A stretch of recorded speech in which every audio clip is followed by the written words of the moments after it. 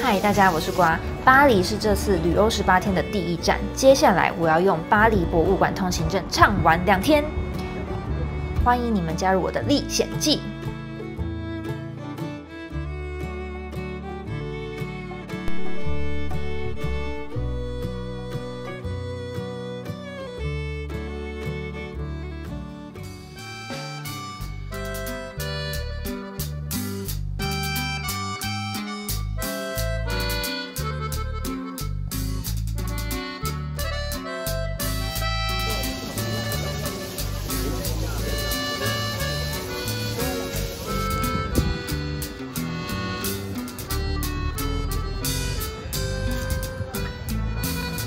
9月的巴黎很适合骑车，不过我们后来发生因为还车没有成功，所以被扣了押金300欧元的意外，所以我们只骑了这一段，接下来跟隔天就完全没有骑了。这个就是巴士底广场，我们现在要去市集，先来这边看一下。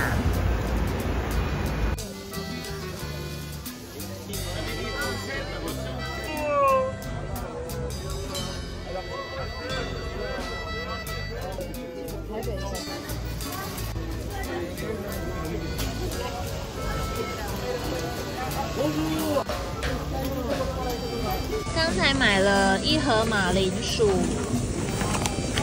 它是用称重的，这样子1.82欧元，然后跟1盒鸡翅超多的，这样5欧。在这家店买的。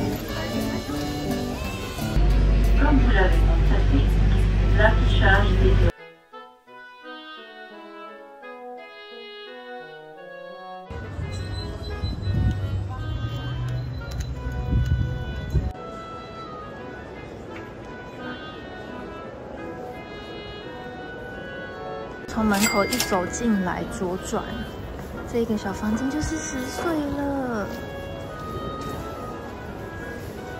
这是在国小课本里面看到的，我竟然看到真迹耶！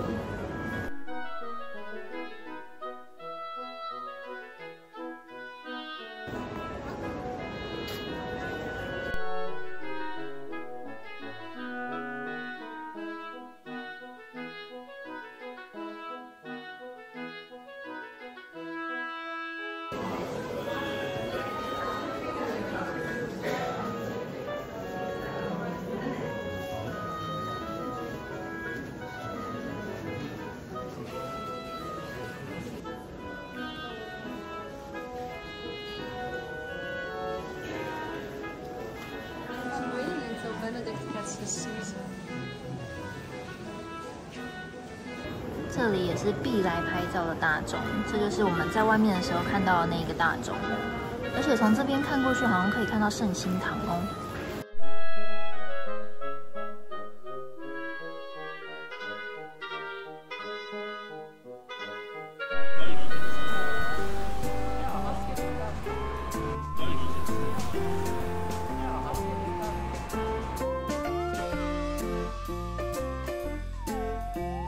这边投进去，这边会出来，就可以走出来了。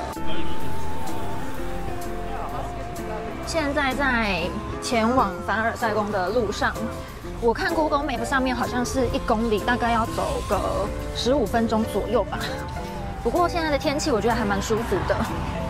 我这样穿着一个皮外套，然后里面穿很薄的上衣。也不太会冷，反而是早上的时候比较冷一点点。现在的话有一点阳光，其实还不错，走1公里应该是没问题的。看到金碧辉煌的样子了。刚才我们问了一下，如果是从车站搭公车过来凡尔赛宫的话，都要多少钱？他说要4欧诶，那我们还是用走的好了。其实好像也没有很远，而且走在这边还蛮舒服的。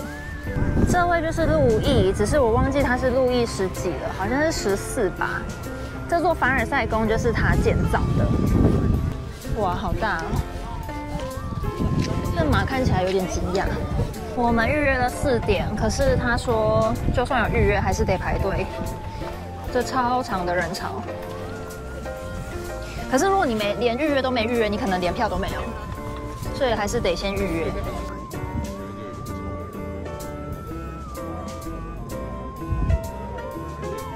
我们现在排了大概20分钟吧，终于进来了。然后我们现在第一个要去我最想看的镜厅，检查完门票之后会从那边走过来，正对面这里就是镜厅了，而且它有写中文哦 ，Hall of Mirrors， 不知道该往哪边走，感觉应该是跟着人走就会到了。凡尔赛宫的厕所还蛮干净的，而且不用钱，所以建议大家来的时候可以先去逛一下，可以先去上一下。然后我现在要来去找镜厅。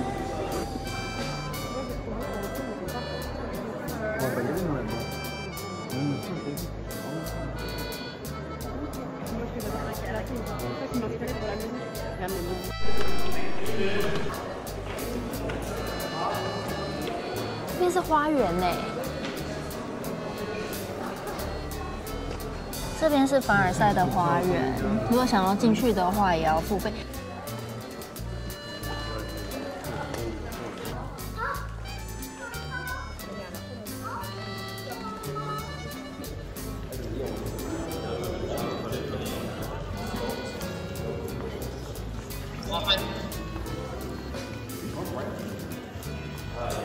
我们刚才走了那么久，终于到他的床的位置了，在这边。可不知道为什么这边就是感觉睡在这边会有点怕怕的，好暗。他的房间一定要有这种奢华的吊灯，还有一个太阳网的标志。逛完了国王的房间之后呢，往这边走就会是镜厅了。镜厅是我最期待的部分。哇，超多人在拍照的，我挤得进去吗？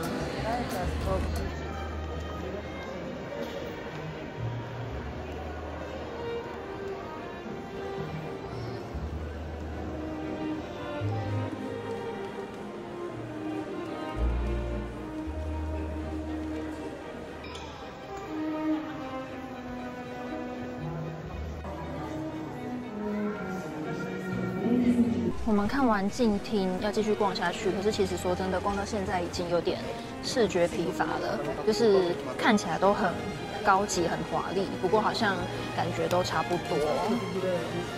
你不觉得坐在这里的人很辛苦吗？就是他想要去上个厕所，还要走很远。对啊，我就觉得住这种大房子也蛮麻烦的。他们以前有尿桶。尿桶是说哦，然后仆人再拿去尿，这样好像也是哎。不然这房间这么大，他要走多远啊？这里是战争走廊，这个画面也很好看，比较清新一点，没有刚才镜厅的繁华。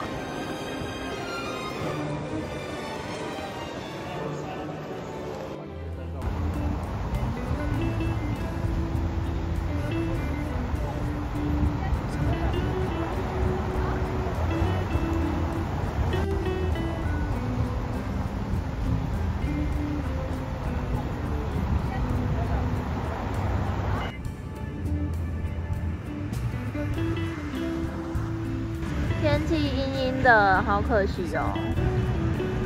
明天再来拍。我刚刚就在楼下。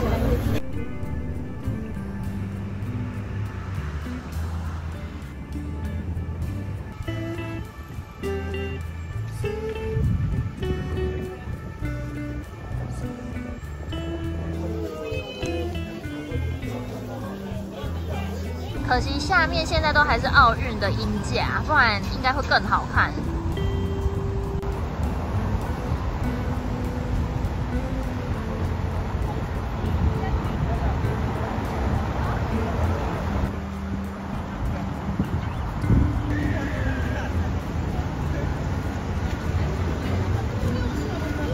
这家可丽饼超多人在排队的。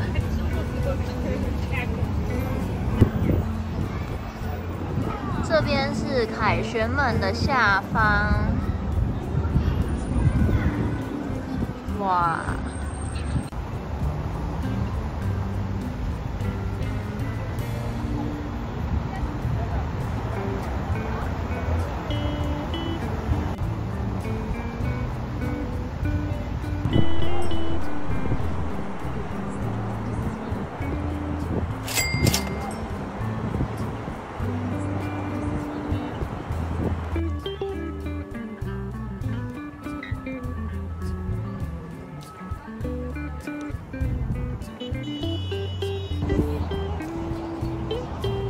从这个角度看超美的。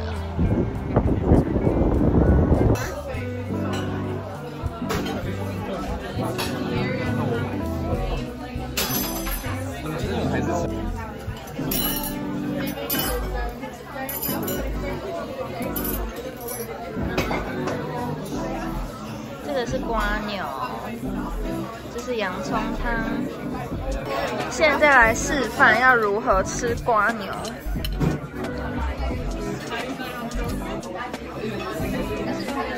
它这个夹子就是压了它会松开，所以你夹就不用再动了，你就是拿着就好。好，它就是插着它。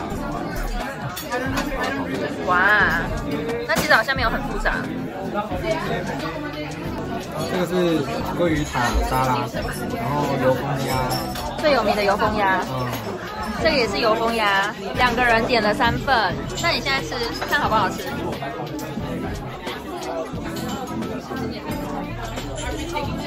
有那个生鱼片的味道，生鱼片的味道，因为它没有调料。哦，所以那会很腥吗？很油，然后鱼的味道很重。很油。那你觉得算好吃吗？我觉得算好吃，因为如果它加沙拉跟柠檬的话，应该会很清爽。这个是烤鸭，好吃吗？还不错，还不错。这么敷衍？很高嘛，这个才好像13欧。已经算很便宜了，在这边。这算很便宜的。啊。然后我的也是油封鸭。这家饭店我超级推荐，地点非常好，离很多景点都很近，出来就有地铁，还有 RER 可以搭。唯一一个缺点是要搬行李到2楼，其他都很完美。除了牙膏、牙刷之外，其他的盥洗用品、吹风机也都有。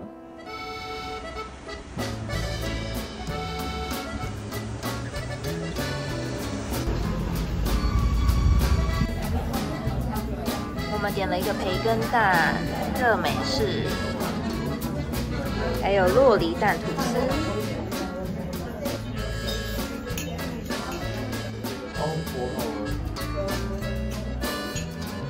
在巴黎搭公车，我是用 Apple Wallet， 因为我比较不确定我会去几个景点，然后会不会需要搭到公车，所以我是这样子单张买会比较方便。买好之后上车就直接刷手机就可以了，就不用一直保留那一张票券。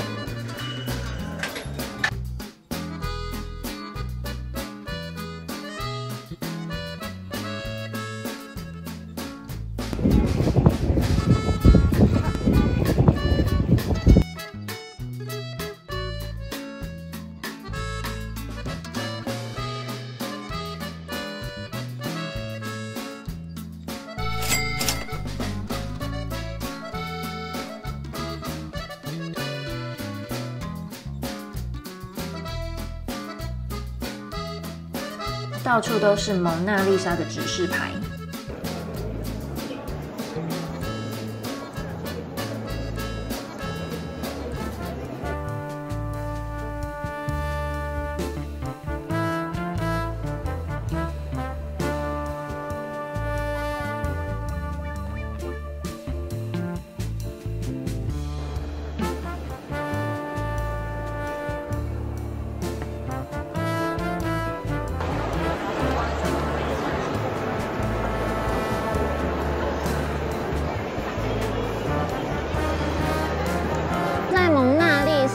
的对面这边也是另外一个一定要看的，这个是加纳的婚礼，是罗浮宫里面尺寸最大的一幅画。可是其实我觉得罗浮宫里面好多幅画都很大所以我现在看到它并没有那种特别震撼的感觉。然后我们现在看完2个主要的了，就是胜利女神跟蒙娜丽莎，现在要去找最后一个米洛的维纳斯。它好像也是在这一层的地下楼。蒙娜丽莎走出来之后呢，这边是卖纪念品的地方。去看一下嘛。好，1张8.9欧。哦，这是磁铁，这个4.9欧。蒙娜丽莎的购物袋，它可以收成这个样子。还有这个旅行包，收纳袋是。也一只眼睛在看你，压力很大。这一件39.95，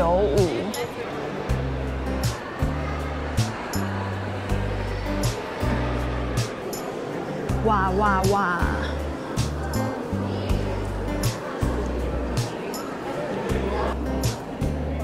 它真的是历史课本上面有出现过的哎。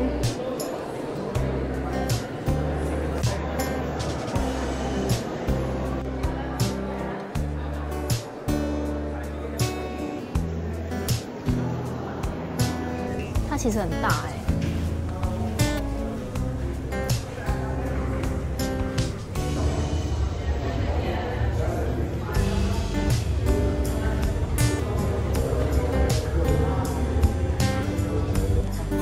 中体，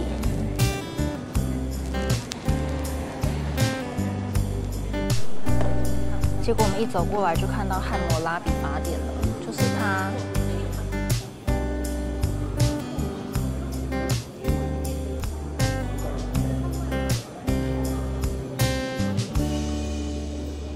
我们现在看完展览出来了，现在想要先去吃一下中餐，接下来要去菊园看睡莲。我们点了一个 set， 它的 set 是一杯咖啡，再配一个甜点，还有配一个可颂，这样10欧，然后再单点一个可颂，单点的话是5.5。而且我觉得这家还蛮用心的，就是这家的评价很高。它这里就帮你画了一个巴黎铁塔，然后这边还有字写 Paris， 还蛮脆的哎，而且不会到很硬，因为我觉得早上的那一家吐司太硬了。这个感觉是刚好可以吃的硬度，很酥。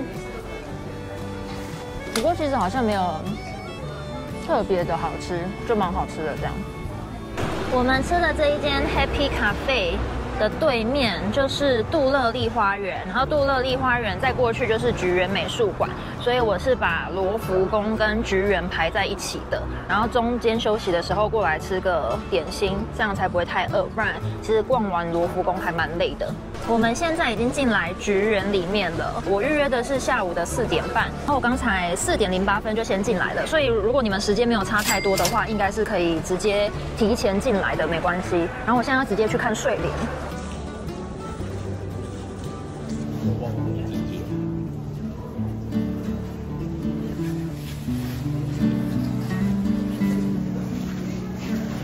我们现在看完睡莲了，想要去地下室看看还有没有什么可以看的。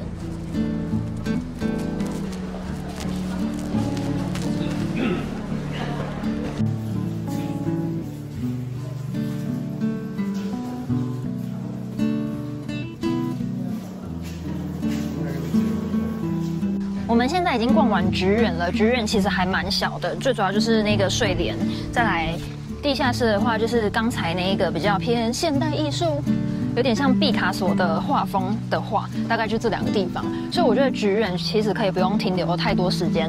我本来是抓2个小时，后来发现根本就不用1个小时，我们就已经看完了，可能才半小时吧。我看一下现在几点，还是有半小时现在4点半了，所以差不多就真的半小时就够了。除非你是想要慢慢看，慢慢看的话就还是需要比较多的时间。可是如果你是像我们这种就是一般人的话，那应该半小时就够了。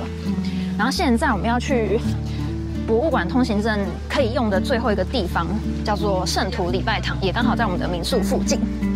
逛完之后就可以直接回家休息。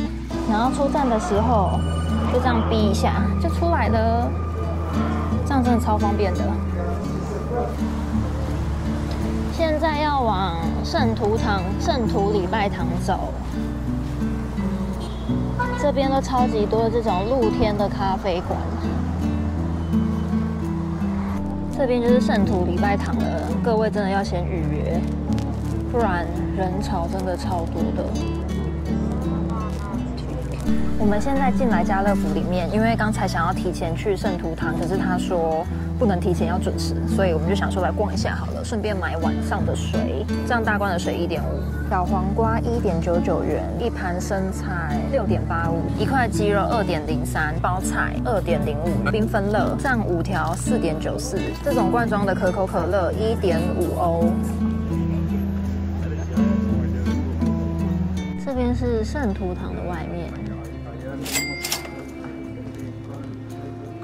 它的玻璃会因为光线方向的不同，呈现不同的变化，所以我会建议你们要白天的时候来。我们现在来的时候已经有点天黑了，所以看起来其实都差不多，没有那种折射的效果。